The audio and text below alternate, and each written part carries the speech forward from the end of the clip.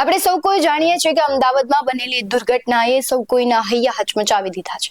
માત્ર અમદાવાદ નહીં, ગુજરાત જ નહીં, પરંતુ વિશ્વમાં અત્યારે કોઈ ચર્ચાનો વિષય બન્યો હોય, હેડલાઇન બન્યું હોય તો એ છે અમદાવાદ પ્લેન ક્રેશ દુર્ઘટના. પણ કહેવાય છે કે રામ રાખે તેને કોણ ચાખે. આવી જ એક કહેવાય છે મહિલાની વાત કરવી છે કે જેને 10 મિનિટે એરપોર્ટ પર લેટ પહોંચ્યા અને તેનો જીવ બચી ગયો. નમસ્કાર, આપની સાથે હું ભગવતી વિશાવાડિયા.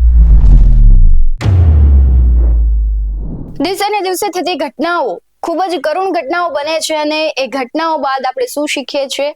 વર્તમાન જીવી લેવું જોઈએ, કારણ કે એક પળની તમને નથી ખબર કે આ પળે તમે જીવિત છો અને કલાક પછી તમારું શું થાય એ નક્કી નથી. અણધારી આવેલી આફતો કેટલાયના ચિરાગ બુજાવી દે છે. સત્તા, સંપત્તિ બધું જ પડ્યું રહે છે ને રે તો શું રહે છે? જીવેલો એમની સાથે છે, એ જીવેલો સમય અને જીવેલી પળો છે એ જ માત્ર મનુષ્ય પોતાની સાથે લઈ જાય છે. આ ઘટનામાં 242 જેટલા જે વિમાનમાં યાત્રીઓ હતા તેમના તો જીવ ગયા જ છે, પરંતુ જે મેસ ઉપર જે પ્લેન પડ્યું છે ત્યાંના લોકોના પણ મોત થયા છે. હજુ સત્તાવાર જે આંકડાઓ સામે નથી આવ્યા, પરંતુ જે દ્રશ્યો સામે આવ્યા છે તે હૈયું કંપાવી દે છે, શબ્દ વિહીન કરી દે છે. માત્ર કહેવાય છે કે એક જ લાગણી ફૂટે છે ને ઈશ્વરને એટલું જ કહેવાનું થાય કે આટલું દયાહીન તો કઈ રીતે હોઈ શકે.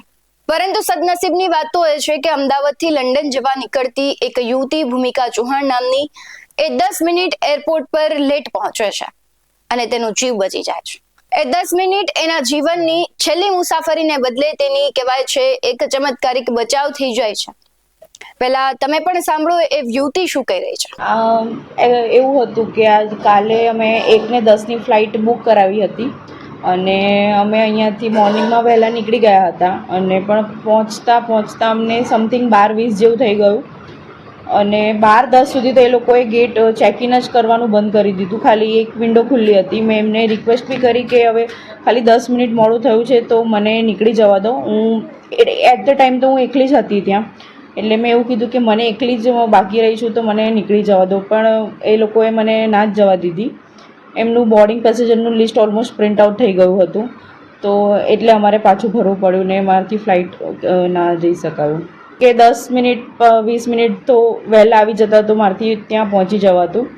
બટ સાંભળ્યા પછી તો રિલીફ થયું કે સારું થયું કે હું એટેન્ડ ના કરી શકી, પણ એકચ્યુઅલમાં જે થયું છે ઇન્સિડન્ટ આખો તે તો બહુ ખરાબ થયો છે. જે પ્રમાણે તેનો ચમત્કારિક બચાવ થાય છે એમ તો ચમત્કાર જ કહી શકાય, કારણ કે આટલા બધા લોકો હતા એ કોઈ ન બચી શક્યા, પરંતુ એક યુવતી છે એ 10 મિનિટ લેટ પહોંચે છે અને તેનો જીવ બચી જાય છે. સદનસીબ વાળી એ દીકરી કહેવાય, કારણ કે કેટલાય લોકો હતા જે એક સારી આશાએ સપનાઓ સાથે એ પ્લેનમાં ઉડી અને ડેસ્ટિનેશન કહેવાય છે કે એક લક્ષ્ય રાખીને નીકળ્યા હતા. કેટલા એવા છોકરાઓ હતા કે જે લંડન ભણવા માટે જતા હતા. આ બધાના સપના ચૂર થયા છે.